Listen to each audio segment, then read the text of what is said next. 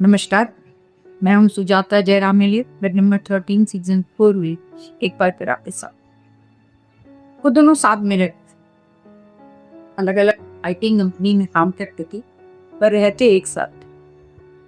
पढ़ाई भी उन्होंने एक साथ करी, नौकरी भी एक साथ ज्वाइन करी और अब रहते भी एक साथ। मैं उनको पिछले 5-6 साल से देख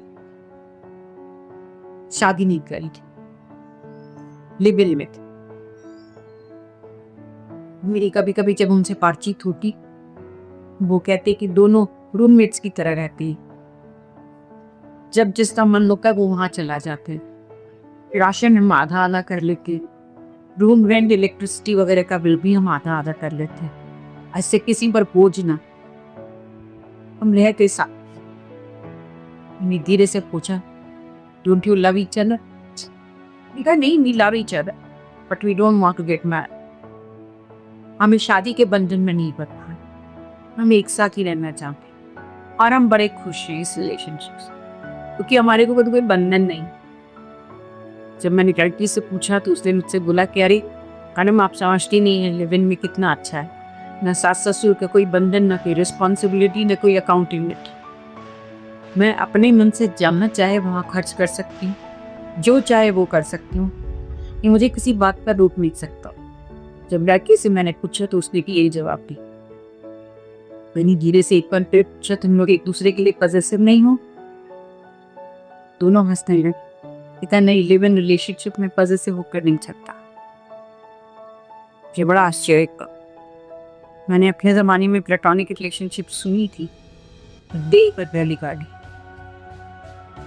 ऐसा करीब 3-4 साल पहुंच, मैंने मान लीजिए कि ये का 8-9 साल होते। धीरे धीरे उन दोनों के बीच में मन टूटा गया और एक समय ऐसा आया जब उन्होंने डिसाइड किया कि वो अलग हो जाए। अलग होने का सीन बहुत ही घटना था, बहुत लड़ाई हुई, बहुत झगड़ा हुआ। ये मेरा ये तेरा, ये मेरा ये तेरा करके रहे। अब लड़की की एज भी उस समय तक 37 हो चुकी। मैं सोच रही थी कि उसको दूसरा पार्टनर कब मिलेगा, कैसे मिलेगा और कि आगे क्या करेगी। मुझे लगा शायद यंग जनरेशन है, अकेले रहना पसंद है। निकलते समय वो आई मेरे पास। अब जैसे ही उसने मुझे देखा, उसने मुझे हक करके जोर जोर से रोना शुरू कर दिया। देखा कि आंटी, तो या कि आपने एक बार मुझसे पूछा था, don't you love each other? I realised 3-4 years back that I am in love with this man. मैंने एक दिन उसको कबूल भी कर दिया, I love him. He also said that he loved you. और मैं धीरे धीरे पॉजेसिव होने लगा। पॉजेसिव आंटी वो भी था, कई बार होता था, कई बार नहीं होता था, पर मैं अपना तन मन धन सब उसको दे चुका था। अब सडनली एक नई लड़की हमारी जिंदगी में आ गई है। वो कहता है कि वो उससे शादी करेगा। उसके परिवार वाले भी उस लड़की से खुश है, वो खुद भी खुश है। और आंटी मेरा क्या, मैंने अपनी जिंदगी के 7-8 साल उसको दिए, मैं क्या करूं?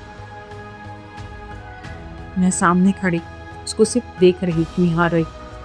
मुझे लगा मन में, तुम तो पढ़ेगी क्यों, वो तो ये सारा मालूम था। अगर भी तुम मॉडर्निटी का एक कवच पहन के लिव-इन में रहना चाहते, तुम तो कोर्ट केस भी नहीं कर सकती, ना खुद तुम सेटलमेंट मांग सकती। उन सारे दिनों का क्या जो तुमने उसके साथ जिए, सारे पलों का क्या जो तुमने उसके साथ जिए। वो लड़का, उससे मैं बात करने की कोशिश करती थी, पर वो मेरे साथ आंखें चुराती। और एक दिन वो दोनों वो फ्लैट छोड़कर चले गए। ये हुआ कहानी का पहला।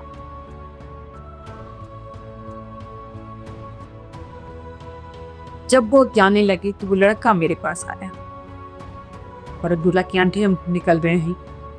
वो तो पहले ही रो धो के जा चुकी, पर मुझे लगा कि आप हमारे अच्छे नेबर्स हैं, मैं आपसे आकर नहीं।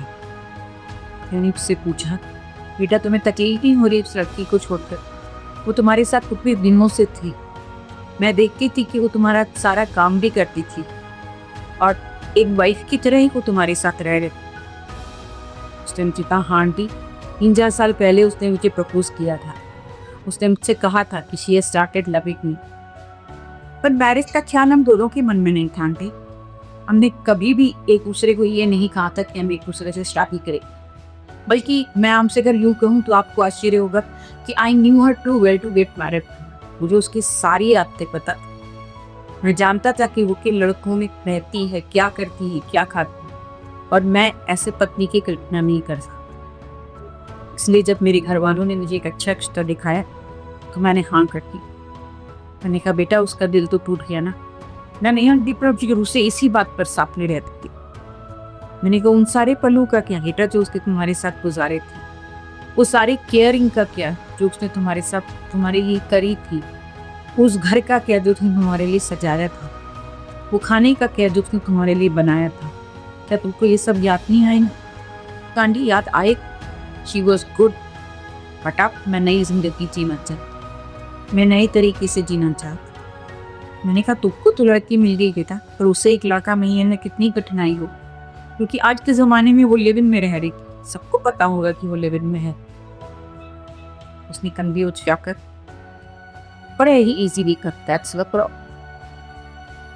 क्योंकि मुझे भी लगता था कि उनका लिव इन में रहना अच्छा है, एक दूसरे को जानते हैं, और मुझे लग रहा था कि लिव इन में रह शायद शादी की, और इन्होंने शादी न करके अलग ही दुनिया बसाने का सोचा। कहाँ आ गए हैं? कभी कभी मुझे लगता है क्या आपको मेरी तरह लिव इन वाला रिश्ता पसंद आता है या नहीं? मेरे विचार मुझे ज़रूर बताइए। मैं आपके कमेंट्स का इंतज़ार करूँ। तब तक की